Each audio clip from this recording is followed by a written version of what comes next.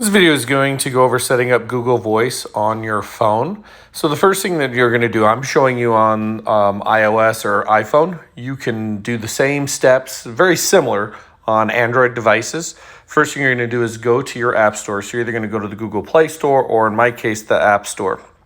And I'm going to open up the App Store and I am going to do a search here for voice. So I'm just going to type in voice and search. Oh, I don't want voice changer. I just want voice, search, and this is going to I've got Google Voice, which is the one that I am looking for. So I've already previously downloaded this, so I'm going to hit the cloud icon. If I didn't have it previously downloaded, I would use the get icon. You may be prompted to put in your Apple Store account or your Google Play Store account information in order to purchase it. There is no cost to it, so it's a free app. So I'm going to download this Google Voice. And this is going to open up the Google Voice. Now, you've previously set up your Google Voice account and created a Google Voice, doing all of that in the previous video, which was create a Google Voice account. We're adding it to our phone now. So now that I've done this, I'm going to open this up. This is going to open up Google Voice. Now, I am going to log in with my account. You will have to log in with an account other than your Albert Lee Schools account. I do have one with my Albert Lee Schools account, but you will not, probably.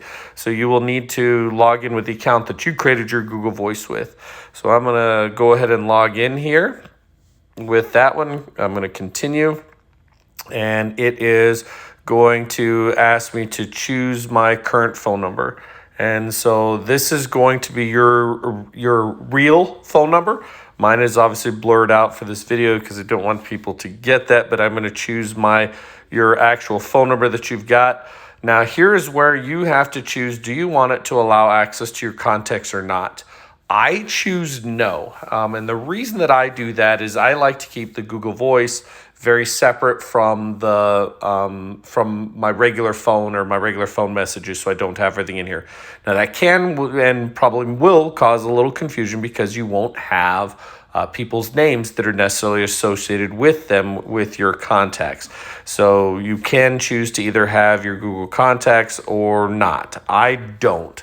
You can choose to have it send notifications. You can always reconfigure this. I allow to have the notifications. So now that I've got everything set up, and I've got some call history here, but what you can do here is this is where you can see all of your settings. If you forgot what your Google Voice number is, you can go into settings and you can see what your Google Voice number is and where you've got it. You can also set up here to get messages sent to my linked messages, forward messages to my email address, make and receive phone calls, and I've got all of my settings in here so that I've got everything set up for my Google Voice.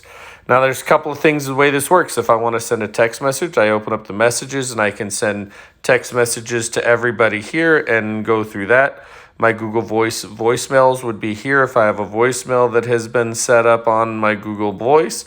I can also go into my calls and set up my calls if I have my calls. Now, I can create contacts. I can either bring all my contacts in or add contacts as I use my Google Voice, my class parents or things like that, so that I keep them very separate so that I've got that. Now, here's the biggest thing with Google Voice when you are using Google Voice. Somebody calls me on Google Voice, it's going to ring to my cell phone, I'll answer it, and that will be where we're at. Now, if somebody calls and leaves a voicemail, the way I've got mine set up is the voicemail is going to go to my phone as well, and will ring my phone and go to my voicemail. If I just call them back through my phone, it defeats the purpose of having Google Voice, which is to mask my cell phone number so that I do not, if maybe I have a late phone call or an inappropriate phone call, I don't have my real cell phone number out there. So you definitely don't want to use your cell phone to call them back. If you can listen to the voicemails and listen to all the messages, but if you're going to make a Google Voice call to somebody that you don't want to have your real cell phone number, then what you're going to need to do is go to find the Voice app.